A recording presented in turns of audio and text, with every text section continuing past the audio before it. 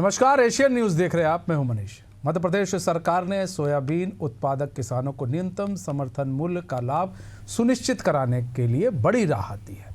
सरकार सोयाबीन किसानों को प्रति क्विंटल 1300 रुपये अपनी ओर से अतिरिक्त देगी।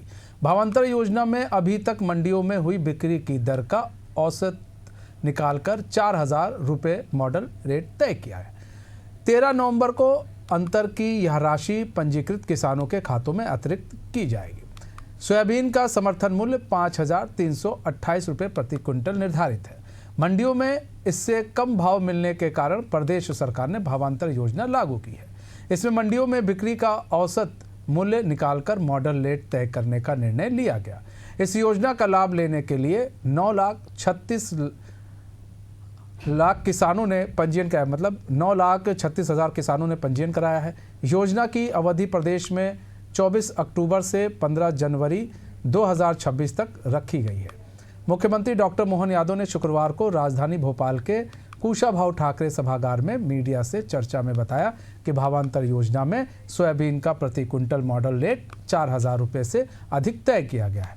किसानों को उपज के न्यूनतम समर्थन मूल्य का पूर्ण लाभ दिलाने के लिए सोयाबीन उत्पादक किसानों को 1300 रुपये प्रति क्विंटल दिए जाएंगे। 13 नवंबर को यह राशि किसानों के खाते में अतिरिक्त होगी। तो चलिए सुनवा देते हैं कि पक्ष विपक्ष का क्या कुछ कहना और किसानों का क्या कुछ कहना है भावांतर योजना को लेकर। भावांतर सोयाबीन योजना के लिए आज मॉडल रेट डिक्लेयर हुआ है और मॉडल रेट के आधार पर जैसा कि हमने कहा था कि हम किसानों के साथ हैं, किसानों की बेहतरी के लिए काम कर रहे हैं, तो आपकी जानकारी के लिए बता दूं कि 4000 और कुछ ऊपर रुपया आज मॉडल रेट का आया है। अर्थात अब हमारे किसानों को हम 1300 रुपये कुंटल का अलग से हमारा उनका जो कमिटमेंट है वो एमएसपी की राशि का डिक्लेरेशन पैसा 13 तारीख के दिन एक बड़े भव्य कार्यक्रम में देने वाले हैं। देखिए, भावांतर योजना मध्य प्रदेश सरकार द्वारा मोहन यादव मुख्यमंत्री द्वारा शुरू की गई है। यह किसानों के हित में बहुत ही अच्छी योजनाएं हैं, क्योंकि इसमें किसान को अपनी उपज का मूल्य के अलावा बोनस के रूप में भी कुछ राशि मिलती है, जिससे किसानों को बहुत फ़ायदा हो रहा है। और मैं भी एक किसान होने के नाते मुख्यमंत्री का, मध्य प्रदेश सरकार का धन्यवाद करता हूँ कि उन्होंने ये भावांतर योजना चलाई है। तो मोहन सरकार लगातार किसानों के लिए कुछ ना कुछ योजना लेकर आ रही है। अब भावांतर योजना लेकर आई, जिससे किसानों को बड़ी राहत मिलती हुई दिख रही है। हमारे साथ हमारे मेहमान भी जुड़ चुके हैं, उनसे आपका तारुफ करा देते हैं। हमारे साथ सचिन सक्सेना जुड़ चुके हैं, बीजेपी के स्पोक पर्सन है। ज्योति पटेल जी जुड़ चुके हैं, कांग्रेस के स्पोक पर्सन है। डॉक्टर आर के शुक्ला जुड़ चुके हैं, राजनीतिक विश्लेषज्ञ हैं। आप सभी का बहुत बहुत स्वागत है। सबसे पहले ज्योति पटेल जी, आप ही का रुख कर लेते हैं। ज्योति पटेल जी, एक कदम किसानों की तरफ आगे बढ़ाया है मोहन सरकार ने। जिस तरह से एमएसपी को लेकर चीज़ें बढ़ी कि भाई अगर एमएसपी कम मिलता है यहाँ पर किसानों को तो भावांतर योजना के तहत लाभ उनको सीधे उनको लाभ मिलेगा। ऐसे में इसको किस तरह से देखती है, क्योंकि 1300 रुपये जो है डायरेक्ट जो है सोयाबीन के किसान जो है उनके खाते में आएंगे। देखिए, सबसे पहले तो आर के शुक्ला जी, डॉक्टर हमारे जो राजनीतिक विश्लेषक जुड़े हैं, बीजेपी प्रवक्ता, और मनीष कुमार जी, आप सभी को मेरा बहुत बहुत नमस्कार। आपके सभी दर्शकों का मेरा बहुत बहुत नमस्कार। देखिए, मैं प्रदेश प्रवक्ता होने के पहले मूलतः किसान परिवार से आती हूँ और मैंने बचपन से ही, जब से मेरा जन्म हुआ है, मैंने देखा है कि खेती किसानी किस तरीके से होती, खेती किसानी में किस तरीके की समस्याएं होती। बहुत जमीन से जुड़ करके मैंने सारी चीजें देखी हुई है। तो देखिए, इस बार जो हमारे सोयाबीन का उत्पादन हुआ है, तो हमने खुद, हमारे जैसे मैं बुंदेलखंड क्षेत्र से आती हूँ, यहाँ पर अति वर्षा के कारण इस बार सोयाबीन निश्चित रूप से जो उसका क्वालिटी होना चाहिए, उस क्वालिटी में बहुत गिरावट आई है। सोयाबीन की क्वालिटी बहुत खराब हुई है और मंडियों में जो किसान अपना सोयाबीन लेके जा रहे हैं, उनका जो डाक है वो 3000 और 3500 से ज्यादा का हो नहीं रहा। बहुत कम किसान है जो पुराना अपना रखे हुए हैं सोयाबीन, या जो कोई व्यापारी जो पुराना स्टॉक करके रखे हुए, उनकी क्वालिटी अच्छी है, पिछले बार की क्वालिटी अच्छी थी, तो उनका जरूर 4000 का बिक रहा है। लेकिन जो अभी किसान है, छोटे किसान है, उनका अतिवृष्टि के कारण बहुत ही ज्यादा सोयाबीन खराब हो गया है। तो मेरा कहने का मतलब ये है कि जो भावांतर की जो राशि है 1300 रुपए जो तय की है, 1300 रुपए, तो वो जुड़ करके यदि 3500 में जुड़ भी जाए तो भी वो जो 5300 समर्थन मूल्य है वो हो नहीं पाती है। दूसरी बात, एक सीधी सीधी बात मैं पूछना चाहती हूँ कि आपको ये भावांतर भुगतान योजना, जो कि एक फ्लॉप योजना रही है, शिवराज सिंह चौहान जी 2017 में योजना लेकर के आए थे,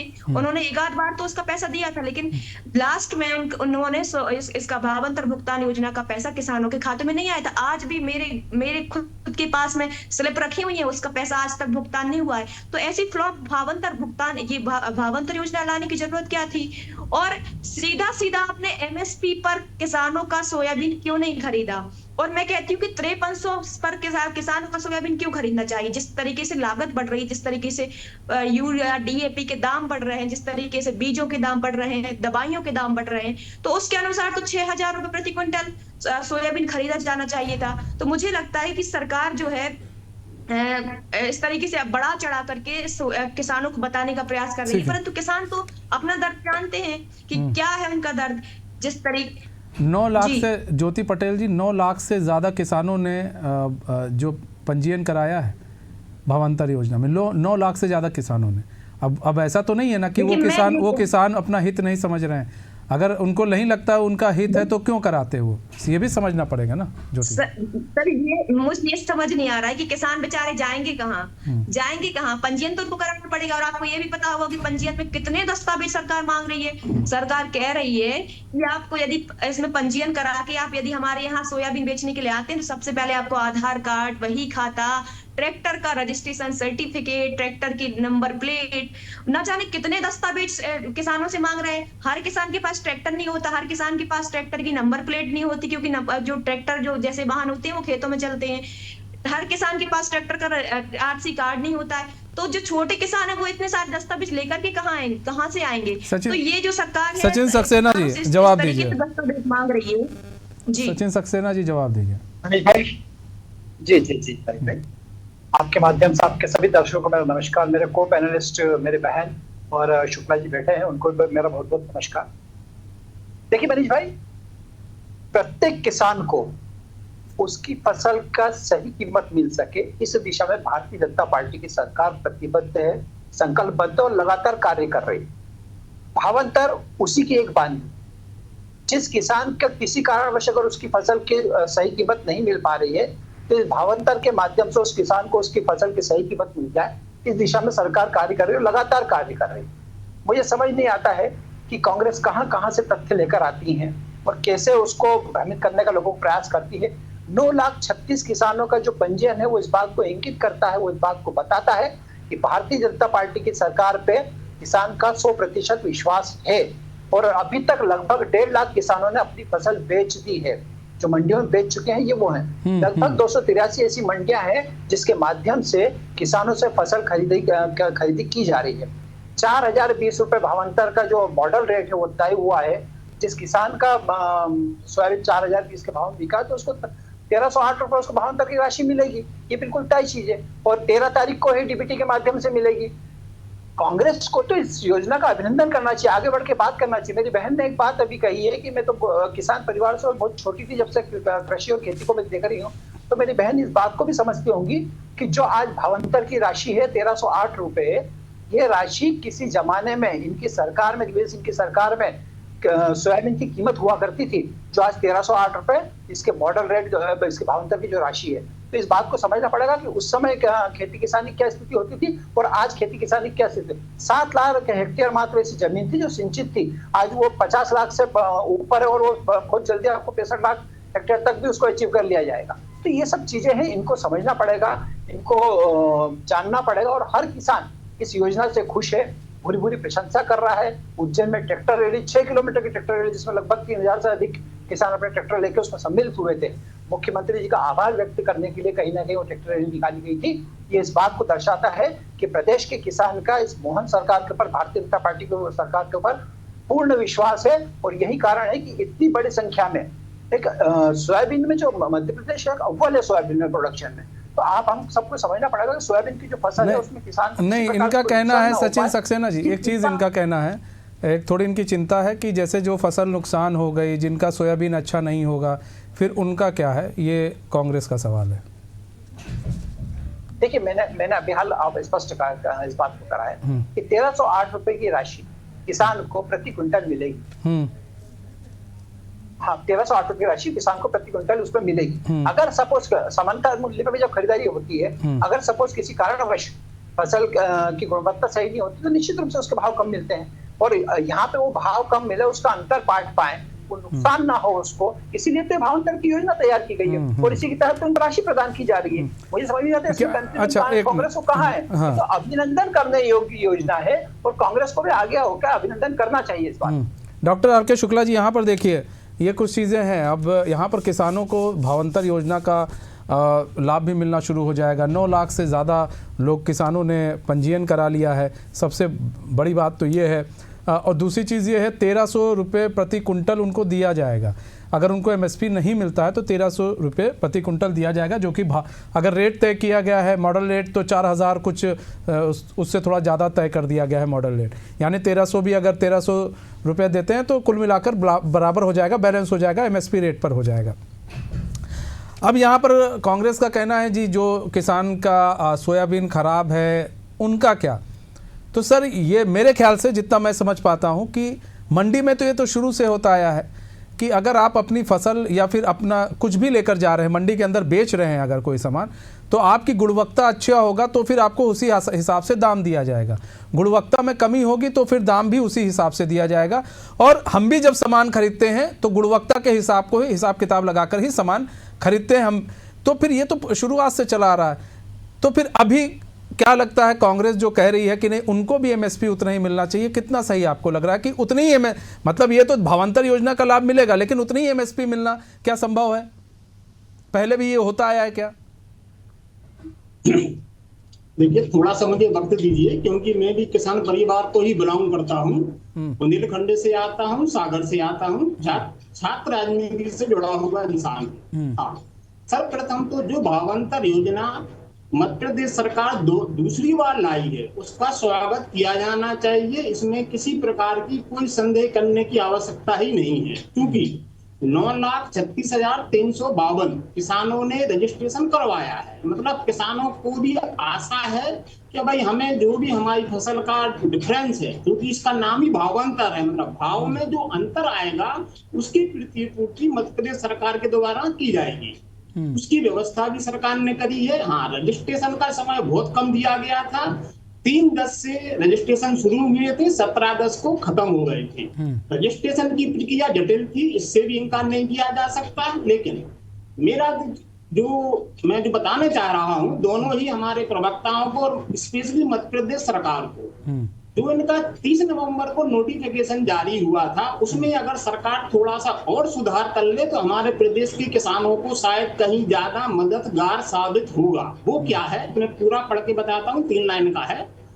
किसान की पात्रता सीमा में से जो फसल विक्रय की गई है शेष बची उस पर ही भावांतर योजना लागू होगी। मतलब अगर किसी उदाहरण दे रहा हूं, अगर कुछ गलती हो तो हमारे बीजेपी की प्रवक्ता क्लियर करें या कांग्रेस की प्रवक्ता क्लियर करें, मुझे कोई प्रॉब्लम नहीं। अगर किसी किसान की लिमिट 5 क्विंटल तक की थी और उसने 7 क्विंटल फसल बेची, तो जो उसको भावांतर का रेट मिलेगा वो 2 लाख पर मिलेगा। 5 क्विंटल जो उसकी फसल बिकने जा रही है, वो जो आज का सरकार के द्वारा मॉडल रेट तय किया गया है 4092 रुपए, क्या उसको पेमेंट उस हिसाब से मिलेगा या पूरी 7 क्विंटल पर ही 5300 के हिसाब से मिलेगा? मैं हमारे भारतीय जनता पार्टी के प्रवक्ता से आशा करूंगा कि वो इसमें दें। अगर कुछ कमियां हैं, अभी समय है, सरकार उसको सुधार करे ताकि हमारे किसानों को अधिक से अधिक मदद पहुंचाई जा सके। ऐसा मेरा सजेशन भी है, सुझाव भी है, निवेदन भी है। ठीक है, हम जवाब ले लेते हैं। सचिन भाई जवाब दीजिए। शुक्ला जी ने जो बात कही है, थोड़ा सा उसमें कंफ्यूजन में उसको क्लियर कर देता हूँ जी। केंद्र से एक तय है कि लगभग 5 हेक्टेयर में 10.44 क्विंटल सोयाबीन को खरीदारी, वहां पे शासकीय खरीदारी होगी। ये बिल्कुल तय चीज है और इसी आधार पे जितनी भी फसल आ रही है उसका मापन करके, उसको तोल के, उसका तोलन करके और वो उसके खाते में चढ़ा के उस पे जो भावांतर राशि उनको मिल रही है, किसानों को जो उसका अंतर आ रहा है, वो अंतर भावांतर के रूप में किसानों को दिया जा रहा है। मैं दूसरी बात यहाँ कर रहा हूँ, मेरी बहन ने कहा कि इतनी सब बातें करने की आवश्यकता, 6,000 रुपए सीधा दे देना चाहिए। तो मैं अपनी बहन से कहता हूँ, प्रश्न पूछना चाहता हूँ और मैं अपेक्षा भी करता हूँ कि इस डिबेट में वो इसका उत्तर दे पाएंगी कि आज की तारीख में अगर आप उठा कर देख लेते हैं तो कर्नाटक को देख लीजिए, तेलंगाना को देख लीजिए, अन्य ऐसे प्रदेश को देख लीजिए, कांग्रेस शासित सरकारें हैं या उनके सहयोगी दलों की सरकारें हैं, वहां पे कहाँ पे 6,000 रुपए दिए जा रहे हैं। चलिए 6,000 छोड़िए, वहां पर मैं आपको बता देता हूँ, कर्नाटक की अगर मैं बात करता हूँ तो 4,182 का अधिकतम वहां पे सोयाबीन का रेट है। अगर मैं तेलंगाना की बात करता हूँ तो वहां पे 3535 से लगा के तो 42 रुपए तक का वहां पे रेट है। क्या वहां पे भावांतर योजना लागू हो रही? क्या वहां का किसान नहीं है? क्या वहां के किसान को नुकसान नहीं होता? क्या वहां के किसान को फसल का मुआवजा प्रॉपर नहीं मिलना चाहिए? क्या वहां के किसान का नुकसान नहीं किसी प्रकार से सरकार समझ रही है? तो पहले अपना भी देखना चाहिए कि वहां की सरकारें, इनकी सरकारें क्या कर रही हैं और मध्य प्रदेश की सरकार क्या कर रही है। मध्य प्रदेश की सरकार संकल्पबद्ध प्रतिबद्ध है, ज्योति पटेल जी किसी भी जवाब किसान का कोई नुकसान ना हो और उसका किसी भी प्रकार से कोई अहित ना हो, यह हमारी प्राथमिकता है। सज्जन जी, मुझे ये समझ नहीं आता, सज्जन जी मुझे ये समझ नहीं आता कि आप मध्य प्रदेश की गवर्नमेंट के प्रदेश प्रवक्ता हैं, तो आपको, मुझे लगता है कि मध्य प्रदेश की बातें करना चाहिए और कर्नाटका में क्या हो रहा है, हिमाचल प्रदेश में क्या हो रहा है या अन्य तेलंगाना में क्या हो रहा है, इससे आपको मतलब नहीं होना चाहिए। क्यों नहीं होना चाहिए? मध्य प्रदेश के अंदर ज्योति पटेल जी क्यों नहीं होना चाहिए? ठीक है, आपकी बात से हम सहमत हो जाएंगे। एक मिनट ज्योति जी, एक सेकंड। आपने कहा यहाँ मतलब नहीं होना चाहिए सचिन सक्सेना को, उनको यहाँ की सरकार की बात करनी चाहिए। बिल्कुल आपने सही बात कही है। आप इससे आप इससे एग्री है ना कि नहीं करना चाहिए ज्योति पटेल जी? मेरी आप पहले पूरी बात सुन लीजिए। नहीं, अब आपने जो पूरी बात जो कही है उसी बात को दोहरा दीजिए। आप कर्नाटका की बात कर रहे हैं ना? हाँ, कर्नाटका की बात कर रहे हैं ना? हाँ, कर्नाटका की मैं बात कर रही हूँ। आप ये बताइए, कर्नाटका के किसान क्या 4-4, 5-5 महीने तक लाइनों में लगे रहे डीएपी और यूरिया के लिए? देखा आपने कहीं? तेलंगाना के किसान क्या 4-4, 5-5 महीने तक यूरिया डीएपी के लिए लाइन में लगे रहे? कहीं नहीं देखा होगा। जिस तरीके से मध्य प्रदेश का किसान परेशान, महिला परेशान, और नहीं, जो आपने कहा कि नहीं, आप यहाँ की बात कीजिए, आपको वहाँ के किसान, नहीं, वो तो ठीक है ज्योति पटेल जी, आप इसको क्लियर कर दीजिए, हम आगे बढ़ जाएंगे। आपने बात कही, मैं आपको नहीं टोकता हूँ ज्योति पटेल जी, मैं आपको नहीं टोकता हूँ, लेकिन आप मुझे बस एक चीज क्लियर कर दीजिए। मैडम, आपने कहा कि यहाँ के किसानों की बात करो, आप मतलब मध्य प्रदेश की आप क्यों कर रहे हैं, कर्नाटक के, तेलंगाना के किसानों की बात आप कर रहे हैं, आपने ये बात कही ना? बिल्कुल कही। मतलब यहाँ के हैं तो यहाँ की बात कीजिए, वहाँ की बात करने से क्या फायदा है? सही है ना? मनीष जी, मुझे लगता है कि आपको कांग्रेस प्रवक्ता से ज्यादा भाजपा प्रवक्ता से मैडम एक मिनट मैडम, मैंने आप सुनिए, अब सुन लीजिए ज्योति पटेल जी, अब मेरी बात तो सुन लीजिए, सुनिए ना, अब सुन लीजिए ज्योति पटेल जी, आपने सुनिए ज्योति पटेल जी, अब सुन लीजिए, सुन तो लीजिए मैडम, बात तो सुन लीजिए, सुनिए, मैं भी पॉजिटिवली एक बात कहना चाह रहा हूँ आपसे, सुनिए तो, आप बड़ी समझदार लेडीज हैं, आप सुन तो लीजिए, आप सुनिए तो सही मैडम, पहले सुनना भी चाहिए ना। अब आप बोलने लगी है, एक बैक आप बोलने लगी, सुनिए ना, आप सुनने वाली लेडी हैं, सुनना चाहिए ना आपको। मैंने आपको एक बार भी नहीं टोका, आपने सुन लीजिए, अब सुनिए मैडम ज्योति पटेल जी, मैं आपकी समझदारी की बात कर रहा हूँ, आप समझदार हैं। देखिए, आपने जो क्वेश्चन उठाए, मैंने सचिन सक्सेना से उसका जवाब पूछा, यहाँ तक कि हमारे जो राजनीतिक विशेषज्ञ हैं उन्होंने, सुन लीजिए ज्योति पटेल जी, सुन लीजिए ना, सुन लीजिए ज्योति पटेल जी, सुनिए ना, सुनिए ज्योति पटेल जी, अब सुन लीजिए, आर.के. शुक्ला जी ने भी जो सवाल उठाए, मैंने उनसे सवाल किया, नहीं ज्योति पटेल जी सुन लीजिए, सुनिए, आर.के. शुक्ला ने जो सवाल उठाए उनको भी कुछ डाउट था, मैंने तुरंत सचिन जी से सवाल किया, मेरे खुद के सचिन जी से सवाल थे। तो ये मत कहिए कि हमें सिर्फ कांग्रेस मतलब बीजेपी से सवाल करने चाहिए, कांग्रेस को डिबेट में बुलाएं तो कांग्रेस सुने जो बोले, तो ऐसा नहीं होता मैडम। और रही बात, आपने कहा कि नहीं सिर्फ यहाँ के किसानों की बात होनी चाहिए, तो उत्तर प्रदेश में कुछ होता है तो क्यों राहुल गांधी चिल्लाते हैं, क्यों प्रियंका गांधी, सोनिया गांधी चिल्लाती हैं, क्यों जब मध्य प्रदेश में कुछ हो जाता है तो क्यों राहुल गांधी, सोनिया गांधी चिल्लाती है, प्रियंका गांधी, और क्यों चिल्लाती हैं लोग? वहीं की बात करें ना, जहां के वहां की बात करें, ये गलत बात है। तब फिर ये चीजें नहीं होनी चाहिए। जिस देश में है, हर किसान हमारे देश का है, इस देश से जुड़ा हर किसान हमारा है, आपका है, सचिन जी का है, डॉक्टर आर.के. शुक्ला जी का है, हमें उसकी चिंता रहेगी।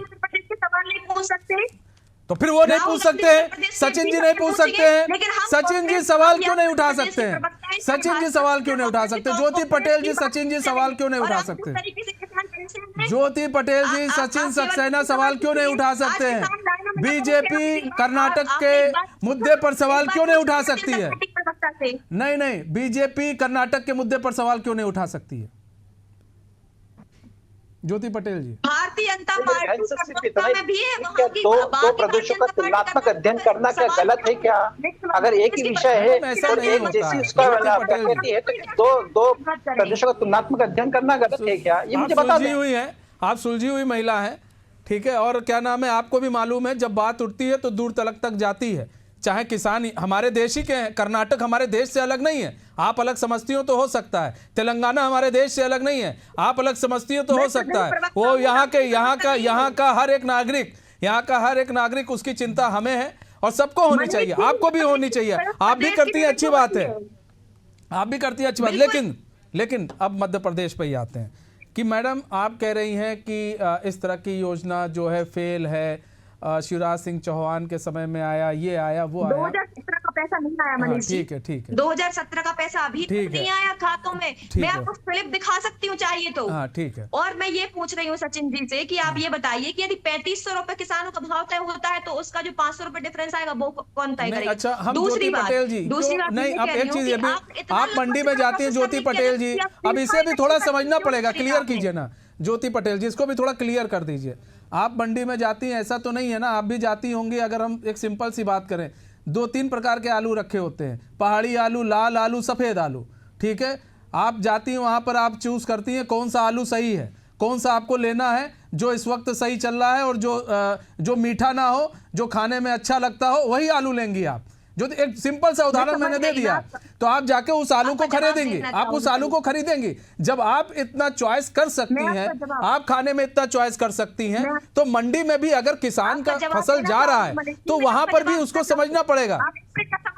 जी बोलिए।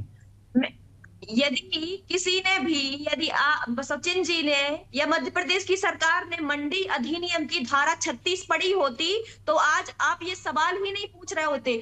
मंडी अधिनियम की धारा ये 36 कहती है कि यदि मंडी में कोई भी डाक होगी तो एमएसपी से नीचे नहीं होगी। ये भारतीय जनता पार्टी की सरकार जो है इस धारा को दरकिनार करके चलती है। मुझे आप ये बताइए, पिछले बार तो सोयाबीन खरीदा गया था एमएसपी पे, तो फिर इस बार क्यों नहीं खरीदा गया एमएसपी पे? इस बार क्यों ये भावांतर का जाल फैलाया गया? क्यों भावांतर के भवन में किसानों को फंसाया गया? जबकि इस बार बहुत कम उत्पादन हुआ है, एक एकड़ में मुश्किल से 1 क्विंटल का उत्पादन हुआ है। इसका जवाब में ज्योति पटेल जी के सवालों का जवाब दीजिएगा। मनीष जी, हर बार यही होता है कि जब फसल बिकने जाती है तो उसकी गुणवत्ता के आधार पर उसकी कीमत तय की जाती है। ये बहुत स्पष्ट है, इसमें कहीं भी इफर्ट की आवश्यकता नहीं। इस बार भी बिल्कुल इसी प्रकार से हुआ है। लेकिन किसान को वो जो फसल की कम कीमत मिली है उसमें राहत मिल सके, उसके भाव उसको सही मिल सके, उसके लागत उनका कहना है कि मंडी के अंदर ही एमएसपी का रेट क्यों नहीं तय किया गया है, मंडी के अंदर एमएसपी का रेट क्यों नहीं तय है, उनका कहना है। कारण है कि इसीलिए तो भावांतर दिया जा रहा है कि उसको किसी प्रकार से नुकसान ना हो। और रही बात एमएसपी की, तो एमएसपी तो खरीदारी हो ही रही है ना। एमएसपी का जो डिफरेंस आ रहा है अगर उससे कम उसकी कीमत मिले तो वो सरकार दे रही है अपनी तरफ से। यही तो भावांतर है, यही तो समझाने का प्रयास किया जा रहा है। लेकिन ठीक है सर, हमारे पास समय कम है, फिलहाल समय कम है। बहुत बहुत धन्यवाद आप सभी मेहमानों का, बहुत बहुत धन्यवाद हमारे साथ जुड़ने के लिए और अपना बहुमूल्य समय में देने के लिए। तो हमारे इस खास पेशकश बस इतना है। मुझे दीजिए इजाजत, तो खबरों के साथ बने रहने के लिए देखते रहिए एशियन न्यूज़। नमस्कार।